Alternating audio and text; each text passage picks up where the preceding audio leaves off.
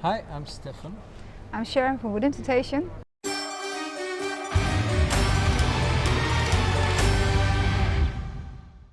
So far it's been good. It was yeah. awesome. It was awesome. It was Yeah. the best ever. Definitely excited. It's gonna be fun to see the reactions. And, Yeah. And today also, because today we're going to do like a listening session with fans through the whole album, so they get a preview or pre-listening actually to the album. Yeah. So, but what's nice about it, people will talk about the complete album, because now that it has been fragmented in songs, of course, all over 3 years, and to have the final few songs together, it will give the complete picture that we wanted to tell actually. So I think it's good that they can hear the full-length album in one well, Yeah, in one one go. One go. Yeah. That's what you say. Okay. Yes, that's the word. It's nice to reach out to the biggest fans apparently, or maybe the people that are able to come, of course. It's just fun doing that, like here and there, some pre-listenings. We're gonna do it in England, we're gonna do it here in Finland, but also in the Netherlands and some other countries as well. So yeah, it's old-fashioned, but it is it works. It does work. Yeah.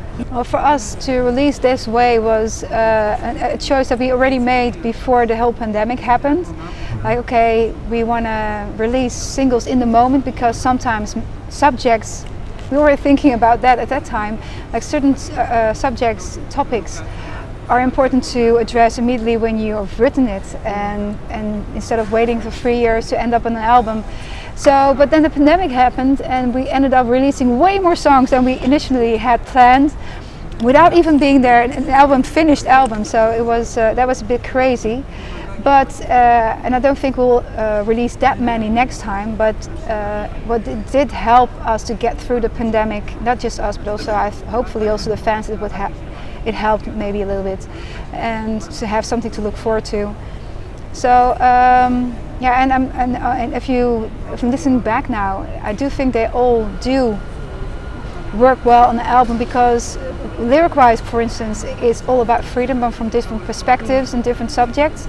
And musically, it's like a timeline from the moment that we started releasing till now. It's like, I don't know, the more certain things happened in the world, like the war, the music started becoming heavier as well. It's like a time frame kind of project almost, this album. Many of those bands, it's like the metalcore scene has inspired us. One of them. Yeah, it's just one of those bands that we like, that of course you listen to, and then but also Bad Omens. There's so many bands out there that we love, and Ahsoka, which we collaborated with. So it's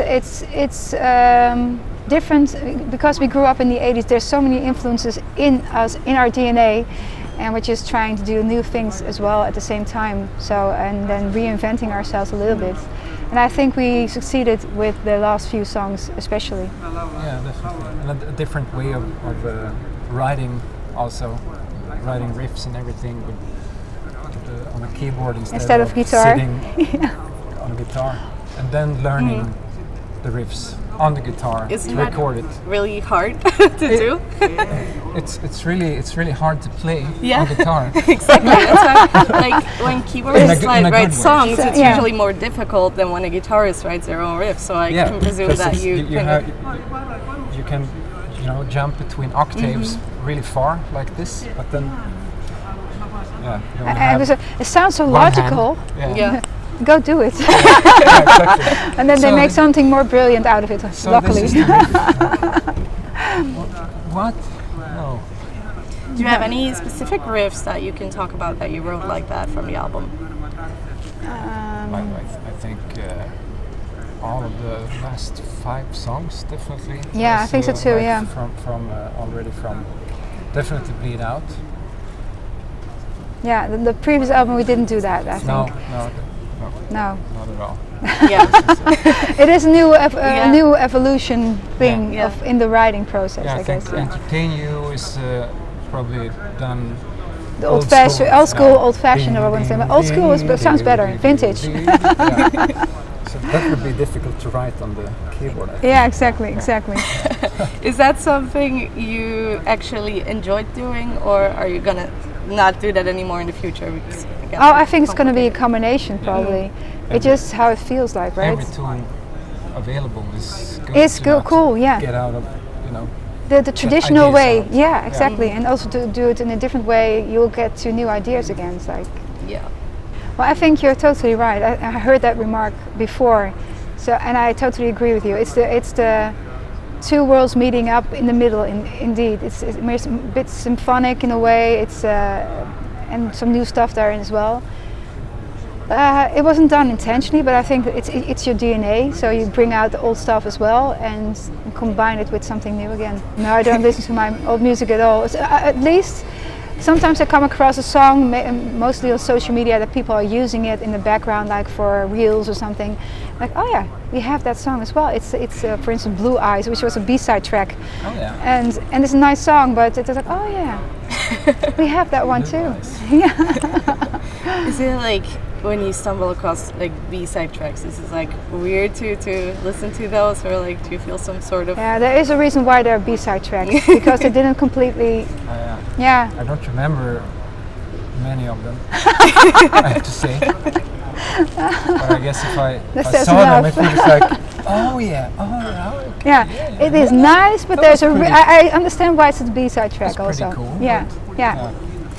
Yeah, like I remember the days of downloading music. I guess there were also lots of demos available on the internet. So how do you guys feel about those things happening?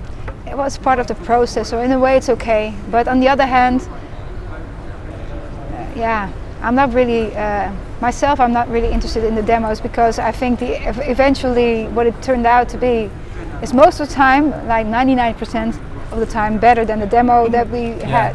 Yeah, I guess it's fun for the really hardcore fans to be able to get the full process. I know, so Metallica has released something like that. Okay. So you could pretty much follow the Black Album from the the that's first cool. riff. Wow. It's like Kirk's riff, and it Yeah, just evolves and evolves. And Okay, evolves. cool. That is cool. And it's fun. Yeah. Like that. If they really do it very fast behind each other, then it's amazing, I think. Yeah, maybe something you could do for your older albums. Well, yeah, if you think of recording it up from the first moment on, yeah. Well, that's well, of course, that gives us, of course, a good feeling that they see it at least, and that they are not offended that we wrote anything about it, because it's always like a bit of a difficult thing to talk about political topics. Although for me, I've lived in the Middle East when I was a child, so I have a certain emotional connection to that area as well. My parents were there as expats, and I lived there for almost 2 years. Even went to Arabic school, and I didn't go to Iran, but I went to Yemen. But it has similarities there, and so I think it's very brave what they did in Iran and what they're still doing, and not just the young women, but also a lot of young men supporting them and doing the same thing more or less, and not knowing what's going to happen to them. I think that is so inspirational and brave. That I get goosebumps every time when I talk about it, because they don't know what's going to happen to them, and I think music should be able to affect all things. There's no limits or rules about it. If you wanna say something, if you wanna address something, then you do that. No, it's politics is a minefield when you go there as a musician, because things can be interpreted, of course, in the wrong way. And so through interviews we try to support the reason, or try to be transparent about why we wrote the lyrics as we did, and the topics, why we chose them, or it came to us, because sometimes we don't even choose it, but it just comes out that way. And it's for us dealing with the world personally, and dealing with subjects that we find very intense, and to get rid of the frustration and fear and those kind of things, we write music apparently, and that's a good way to deal with that. On the other hand, also with the lyrics, You could be more, maybe less upfront about it, which we did in the past. But nowadays we feel it's better to keep these subjects alive, because a lot of times we get used to everything happening in the world, how crazy it is. And it's getting crazier at the moment. And so by talking about it is actually realizing that there are a lot of elections now going on. So we need to keep on talking about what kind of world we want to live in. And it starts with elections. So we had, of course, yesterday in Poland the elections. Soon there will be elections in the Netherlands as well. And by talking about it, hopefully we're putting a seed in people's minds. Hopefully, and you know, we're just doing a small effort, but we just hope that if it only is a few people, then hopefully they will think about what they're going to elect with the election, what they're going to vote for. Yeah, does it like scare you at all that the world is becoming so polarizing? Yes, very much. Yeah. Yeah, it's becoming more and more. It's really obvious. And of course, it depends on how much thought you put into it at the moment. If you go too far in, then you get really scared, of course. But it felt like it was going the other way for a long time, and then all of a sudden it starts to change towards the way it is now. Yeah, but I think if this is the worst place almost where we are at, then it can only go for the better. So hopefully we realize that we can do something together. Although it's a lot to process and there's a lot of change that needs to be done to make it somehow more in balance again, I guess, because the balance is a bit gone at the moment. But it's important to have this conversation, I think, instead of trying to look away and not doing anything. You know, it feels even more frustrating to not do anything than to talk about it. Well, I'm not sure if in the past I felt that we did that a lot, but this album I don't have that feeling actually. I just tell how we see it and how we feel it, and but applauding bravery, that's something that we do, trying to empower people that maybe feel the need to. That's maybe the positive thing about this album. I'm not saying that we believe in a certain kind of light or anything, but I do. The light is actually the people who are standing up and risking everything by saying what they believe in and standing their ground, actually. So yeah, so that's the thing. A Cyanide Love is about Kherson, actually, the resistance in Kherson, which was used by the civilians, fighting back against the Russians, attacking them at night. Kherson was the first city to be taken by the Russians, and they won it back again. And then, of course, the dams were exploded.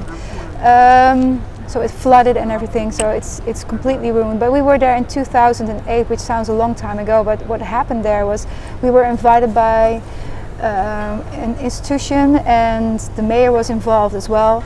They showed us around for 4 days or 5 days in Kherson, and we planted a tree with the mayor and the whole delegation for peace, which was, looking back on it at that time, didn't make much sense because there was no war going on, but of course they had always their tension with Russia.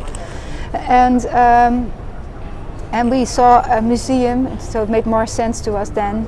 And also we had such a nice time. We met so many lovely people, and to think about those people and finding those pictures again on the internet later on, thinking of the fact that these people might not be alive anymore, or hurt, or fighting, yeah, that is making it very direct also and intense. So that song is about the resistance in Kherson.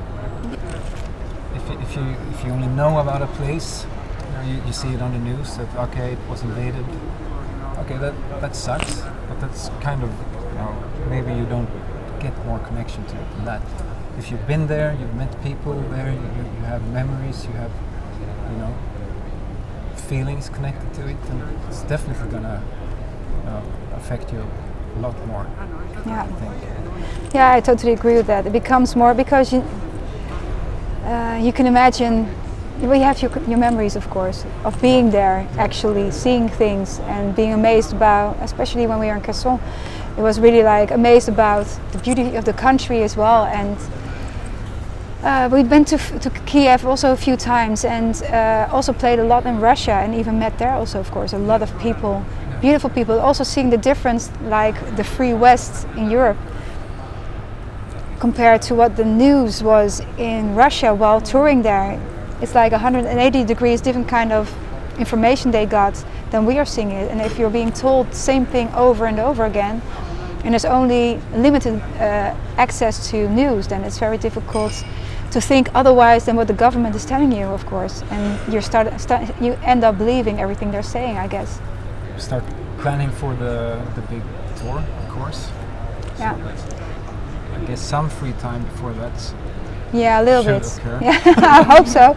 Must But it is a big process as well, because meaning like a creative process, thinking of what's going to fit in every venue, like size-wise, because there are different sizes of venues that we play, and in different countries. And so what we're able to do on stage is going from left to right always, and then we end up in the middle of what's possible. But we're going to try to make something spectacular like the last time, because we really went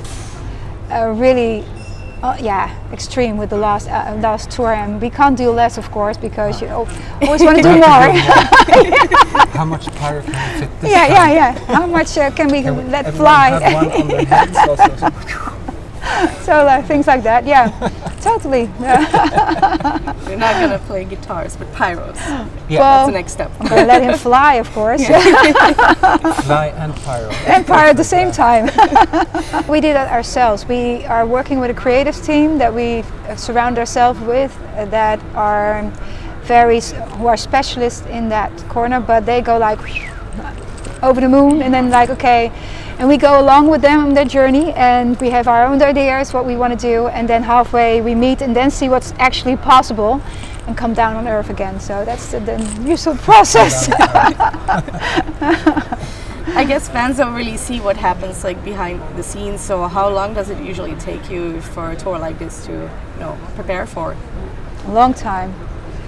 Especially because you have to need all the measurements, all the technical stuff that you need to have, and before you finally get everything, then you've already realized that what you were thinking of is way too big and way too many and way too expensive. Then you have to make certain choices, like kill your darling time. It's like a creative process of the album, of course. It's like you write a lot of songs, then kill your darling time while finishing the songs, and also between choosing songs. Yeah. It's the same here. Yeah, much. yeah. Just about having ideas and then shoot them down. Yeah, exactly. Yeah, exactly. No, sorry. Is there any song after all these years that you don't really want to play anymore, but you sort of have to? I don't have that, but maybe you? If I would have one, it would have come flying immediately when I got the question. There was nothing coming, so I don't think so. I didn't want to play, what's the song again? We just talked about it. We did it for... What was the song again? That we did for the Aftermath. That we Forgiven. Forgiven. No, not Forgiven. The heavy song. Forsaken. Forsaken. That's the one I meant. So they all sound alike, yeah. Forgiven, Forsaken. Yeah. What's in the name? Potatoes. Yeah. Yeah, that's the song that I didn't want to play for a long time, because I found it too heavy, in a way maybe depressing, in a way. But it's a very accurate song for that time already, and also nowadays. But it was too heavy somehow. The lyrics, I don't know. I just found it very, I don't know, too heavy.